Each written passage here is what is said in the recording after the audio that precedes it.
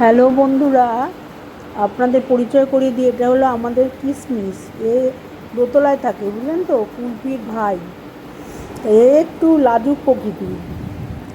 কেউ এলে না, নতুন কেউ এলে আগে ওর ডেস্টিনেশন হচ্ছে খাটের নিচ।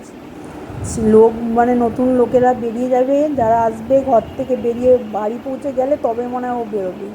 তখনও মনে হয় আমার লাইফ, এখন কোনো আশঙ্কা আমার লাইফে নেই, কেউ আমাকে হ্যাঁ। মারবেও না, ধরবে না, তার আগেও বেরোবে না। এবং এটাই হচ্ছে ওর নিয়ম।